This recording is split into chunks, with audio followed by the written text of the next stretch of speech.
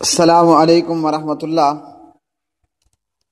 جی میرے پیارے بھائی، آپ نے سیدنا مولانا حضرت علی المرتضیٰ شیر خدا رضی اللہ تعالی عنہ کی بیویاں اور ان کی اولاد اس کے متعلق پوچھا ہے۔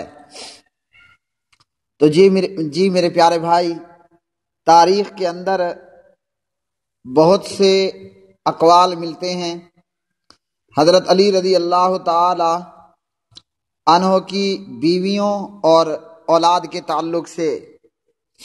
حضرت علی رضی اللہ تعالی عنہ نے بہت سی شادیاں کی اور اللہ نے آپ کو بہت سی اولاد عطا کی، اور اس سلسلے میں تاریخ کے اندر مختلف اقوال ہیں۔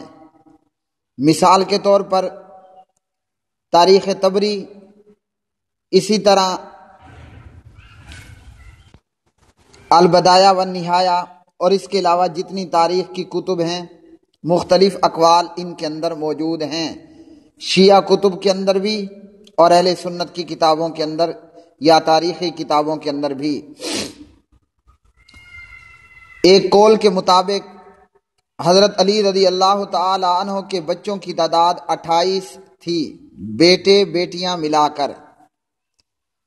سیدہ فاطمہ رضی اللہ تعالی عنہا سے آپ کے 2 بیٹے ہوئے، سیدنا مولانا حسین اور سیدنا و مولانا حضرت حسن۔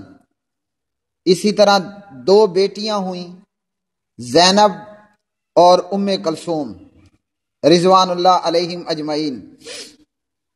بعض اقوال کے مطابق حضرت فاطمہ سے ایک بچہ محسن، جو کہ ماں کے پیٹ سے ہی مردہ پیدا ہوا یا پیدائش سے پہلے ہی، وقت سے پہلے ہی وہ بچہ یا وہ حمل ضائع ہو گیا، گر گیا وغیرہ۔ عام طور پر یہی ہے۔ فاطمہ سے علی کے 4 بچے تھے، حسن، حسین، زینب اور ام کلثوم علیہم الصلاۃ والسلام۔ حضرت علی رضی اللہ تعالی عنہ کی اولاد میں بعض کے نام حسن، حسین، زینب اور ام کلثوم، عباس، عمر بن علی، جعفر بن علی، عثمان بن علی، محمد اکبر، محمد بن حنفیہ، عبداللہ، ابو بکر، رقیہ، رملہ، نفیسہ، ختیجہ، ام ہانی، امامہ، مونا، سلمہ۔ اہل تشیع مورخین کے مطابق بعض نے یہ لکھا، حضرت علی علیہ السلام کے فرزند بیٹے اور بیٹیاں 17 افراد تھے، بیٹے اور بیٹیاں کل ملا کر 17 تھے۔ اسی طرح بعض شیعہ مورخین اور مصنفین نے لکھا کہ حضرت علی علیہ السلام کی فرزندوں کی تعداد 25 افراد تک تھی، 25 افراد تک تھی۔ حضرت علی رضی اللہ تعالی عنہ کی بیٹی زینب کا نکاح عبداللہ بن جعفر بن ابی طالب سے ہوا، اور ام کلثوم رضی اللہ تعالی عنہ کا نکاح امیر المومنین، خلیفۃ المسلمین، امام برحق، خلیفہ برحق حضرت عمر بن خطاب رضی اللہ تعالی عنہ سے ہوا۔ آپ صلی اللہ علیہ وسلم حضرت علی رضی اللہ تعالی عنہ کے بیٹے محمد بن حنفیہ، جو اس نام سے مشہور ہوئے، ان کی والدہ کا نام خولہ بنت جعفر بن قیس تھا۔ حضرت علی رضی اللہ تعالی عنہ کی ایک بیوی کا نام لیلہ بنت مسعود تھا۔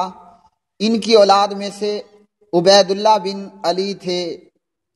اسی طرح حضرت علی رضی اللہ تعالی عنہ کی ایک بیوی کا نام ام البنین تھا، اور ان کی اولاد عباس، عثمان، جعفر، عبداللہ وغیرہ تھے۔ اسی طرح کنیز نامی عورت سے حضرت علی رضی اللہ تعالی عنہ کا بیٹا تھا، جس کا نام تھا محمد اصغر، یہ کربلا میں شہید ہوا۔